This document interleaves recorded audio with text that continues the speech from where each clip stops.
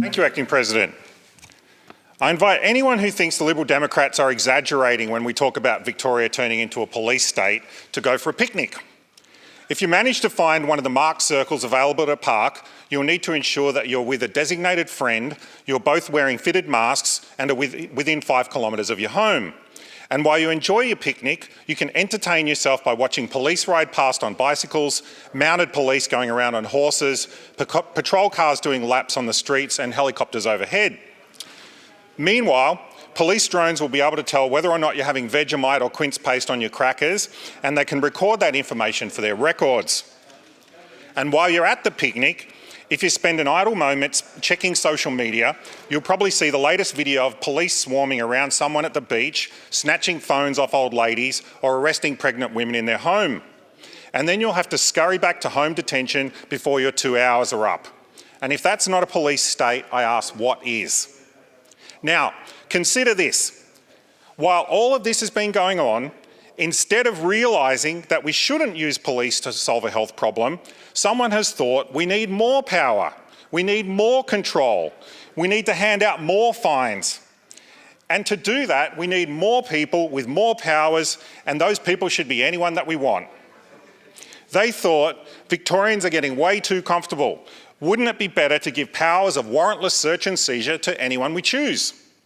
And wouldn't it be even more fun if we let them do this on the grounds that they reckon the person might just do the wrong thing? We won't just be arresting people for crime, we can arrest them for crime that they might commit, or pre-crime. Just imagine, we can get neighbours to arrest neighbours before they commit crime, and soon there will be no crime. Genius. But instead of scaring people and calling it the State-Appointed Home Invaders Bill, let's call it something nice and neutral. Why not the Omnibus Bill? Brilliant. Of course, as it's turned out, even the most authoritarian members of the crossbench could not swallow this legislation, so I understand that the worst of these provisions will be removed via amendments. But they'll not be removed because the government recognises that they breach human rights or are straight out of the Stasi playbook. They will be removed because the government does not want to be embarrassed by losing a vote on this bill in the chamber. So I understand that the most obscene parts of the Omnibus Bill will be removed, but we have to look at the rest of it with the understanding that it was written by someone who thinks that A Clockwork Orange was a Law and Order training video. Sure enough, there's plenty to detest about the Omnibus Bill. The Omnibus Bill gives powers of warrantless search and seizure to police, protective services officers, health workers and interstate public servants. This is flat out unacceptable to liberal democracies around the world. The Fourth Amendment of the US Constitution protects Americans from unreasonable search powers of this nature. It is sad to reflect that Americans who wrote this amendment in 1789 were more enlightened about human rights than lawmakers in Victoria today. And meanwhile, over the past few weeks, our officers have been deluged with queries from members of the public who are understandably worried and confused about the Omnibus Bill. And incredibly, the government has left it to us to do the explaining. Even major industry groups like the Housing Industry Association tell us laws are regularly changing and are vague and impossible to interpret. They are naturally worried that their members could face fines of more than $80,000 for offences that have been barely defined. They tell us they get different advice from different government departments who, for example, cannot easily explain the difference between landscaping and building work. The feedback we are getting is telling in two ways. Firstly, it shows people no longer trust the government to tell them what's going on, and secondly, the government has failed to consult with and seek the support of the public. This lack of consultation should be more than enough reason for us to toss the Omnibus Bill in the bin. And who can blame the public for feeling anxious or confused?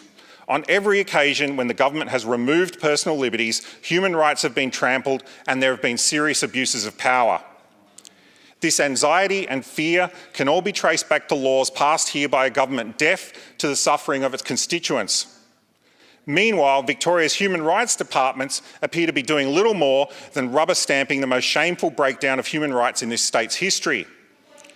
And now the World Health Organization has pointed out that it does not advocate lockdowns as a primary way to control a virus. The pretense that this is about science is over. The Omnibus Bill will not save anyone from COVID because, like the rest of the government's pandemic response, it's about shock and awe. The government has never shown any respect for the personal freedoms of Victorians under lockdown, and so we are no longer shocked, but we are in awe of how cheaply they've discarded our human rights. All emergency directions are supposed to meet the obligations of the Human Rights Charter, including being proportionate, least restrictive and necessary. There are question marks around whether many of these health directions under the emergency powers actually meet these criteria. We are assured that there are assessments against the Charter of Human Rights and Responsibilities, but they're secret.